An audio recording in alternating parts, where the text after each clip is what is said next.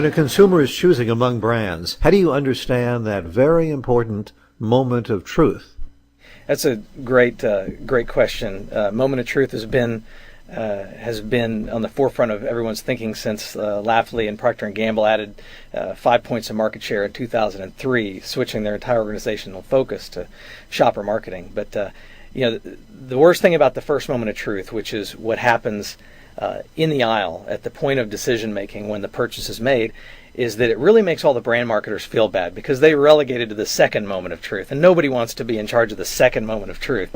But really it brings up an interesting point, is that you have two marketing disciplines here. You've got brand marketing, which works off of a bullseye target, almost like a pebble in a pond, where targeting very specifically with a very singular message is supposed to ripple out to even the most casual user. Whereas in the store, you don't have that advantage of being able to be so selective with your target and so singular with your message.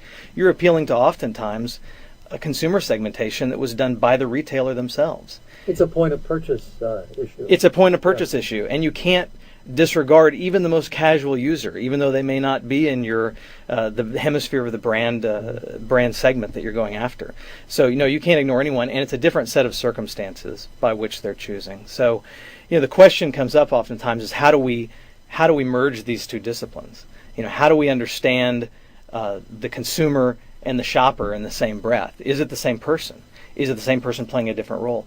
Is the shopper buying the product as a gift to the family to give, or is the shopper going to consume the product? So these things we wrestle with on a daily basis, and there's great headway that's been made. I think our company has done a lot here at Frito-Lay to try to merge brand marketing and shopper marketing, and we may have to come up with new terms in the future to be able to converge and to build capabilities that work more fluidly between the two. But we've done some great things, some great examples with what we've done with Target and Walmart. We've got shopper segmentations now that are driving some of the brand consumer work, and so we've got a lot of learnings that we can share. But it still begs the question of what do you do with the two disciplines and how do you merge them together? Well, with brand, the holy grail here is a unification of the two models, is to have one sort of theory of branding. I mean, you have one brand asset, or one group of assets that you have, and you can only have that one thing. And what is that one thing going to be? So the unification of these disciplines will tell us, will inform at least the strategy that will work when you're reinforcing the beliefs around usage. They'll work when you're in store recalling what that last usage delivered to you, and will work for the benefit of the retailer, will work for the benefit of the brand. Right now we have two distinct disciplines. We have the brand targeting the consumer at home at the second moment of truth, and then we have these shopper teams, often very close to the sales teams, working with the retailer. And while we're trying to figure all this out, the retailer is growing in stature, it's growing in power. The retailer has gone from sort of being a warehouse of brands to being a gatekeeper, from being a gatekeeper to being an experience provider, and many times going from an experience provider to being a brand. So, what they sell says something about their equity. Sam's. Yeah. So, we learned this a long time ago in food service with restaurants. They're experience providers, and their equity is affected by what they offer. In the future, our retailers is there going to be a message with being associated with a particular retailer? So think today, Whole Foods, Trader Joe's, Target, what they sell and what they don't sell, whether you're there or whether you're not, says something about you. At first Whole Foods didn't want anything from Frito-Lay. Didn't matter how healthy it was, because it says something about their brand equity. In the future, are these gatekeeper brands going to tell you, I don't want your product, I don't care how much it delivers, because it destroys my brand equity? So these are the sorts of things, as the retailers gain power and build branding, that we have to figure out now, is how do we integrate and almost co-brand in many cases with the retailer, joining the brands together with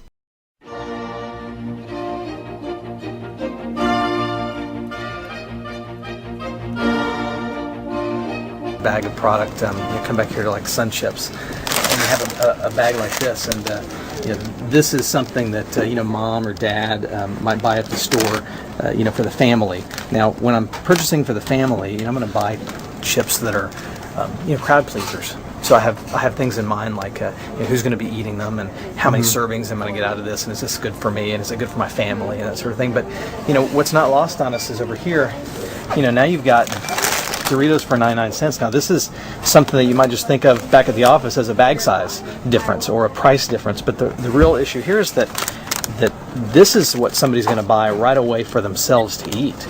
And how much more powerful is that experience? Now, is this even the same consumer? Is this somebody who wants a little flavor hit? I'm buying it because I'm hungry rather than I'm buying it to stock the pantry. And then you come over here to some of our really dead center target Doritos products. We call them collisions, really targeted at the teenager.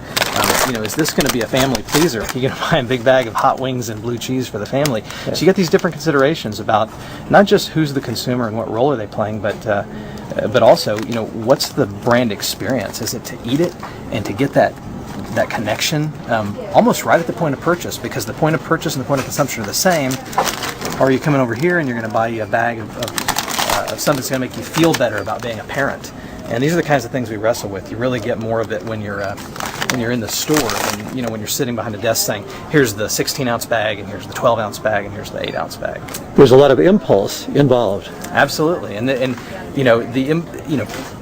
there's a lot of impulse. There's a lot more impulse involved when somebody's buying for themselves.